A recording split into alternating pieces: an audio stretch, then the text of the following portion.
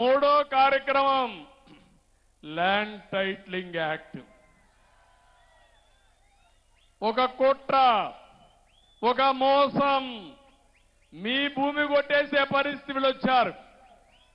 మీ పట్టాదారు పాస పుస్తకం మీద మీ తాత, మీ ముత్తాత, మీ స్వార్జితం, ఆ పుస్తకం పైన బొమ్మ ఉంది తమ్ముళ్ళు. ఎవరిది బొమ్మ?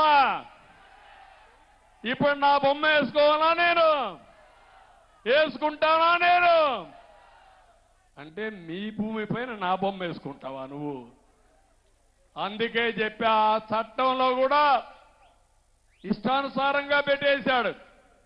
అంటే ల్యాండ్ టైటిలింగ్ ఆఫీసర్ కూడా ఉంటా అంట రిజిస్ట్రేషన్కి, టైటిల్ రిజిస్ట్రేషన్ ఆఫీసర్.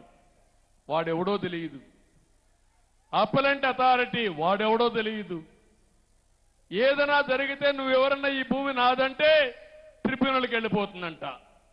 ఇంకా మీ బతుకులు ఏమవుతాయో మీరు ఆలోచించుకోండి. ఇంకో పక్క నేరుగా హైకోర్టుకే పోవాలి. ఇంకే కోర్టు లేదు, అందరూ అమరావతి క్యూ కట్టాలి. ఎంతమంది హైకోర్టు పోతారని అడుగుతున్నా. అందుకే చెప్పా, ఈ చట్టం నల్ల చట్టం, దీన్ని రద్దు చేస్తానని చెప్పి రద్దు చేయడానికి మొన్నే తీర్మానం చేశాం. కరెక్ట్ అవునా కాదా? కరెక్ట్ అవునా కాదా? అది రద్దు అయిపోతుంది. మీ పట్టాదారు పాసు పుస్తకం పైన ఇంకా బొమ్మ ఉంది. ఏం చేయమంటారా బొమ్మని? ఏం చేయమంటారా బొమ్మని? అన్ని పట్టాదారు పుస్తకాలు మారస్తా, బొమ్మ తీసేస్తా, రాజముద్రతో మీ భూమి మీకు ఇస్తానని మీకు హామీ ఇస్తున్నా. రాయి పైన కూడా బొమ్మ వేసుకున్నాడు. ఆ రాళ్లతో ఎవరిని కొట్టాలో నాకు తెలియడంలే. ఏంటి అరాచకాలు నాకైతే అర్థం కావడం లేదు. కడాన పుట్టిన తేదీ సర్టిఫికెట్ ఇవ్వమంటే దానిపైన కూడా బొమ్మ. చాలా అరాచకాలు జరిగాయి.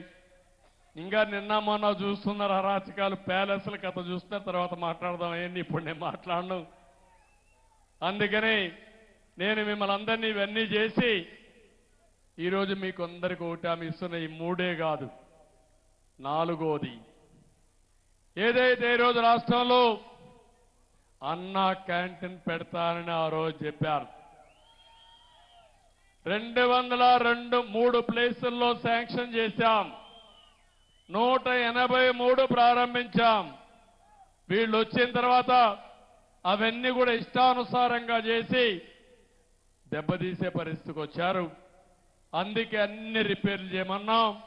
ఒకేసారి 183 అన్నా క్యాంటీన్లు ఓపెన్ చేస్తామని హామీ ఇస్తున్నాను, అనౌన్స్ చేస్తున్నాను.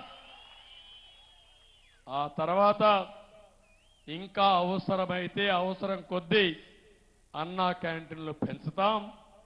ఈ అన్నా క్యాంటీన్లు పెంచి దీనికి ఒక ఏర్పాటు కూడా చేస్తున్నాం. ఎవరైనా మీరు పుట్టిన తేదీన 10 మందికి భోజనం పెట్టాలంటే కుప్పంలో ఉండే అన్నా క్యాంటీన్కి పెట్టచ్చు, జిల్లాలో ఉండే అందరికీ వాళ్ళని పెట్టచ్చు.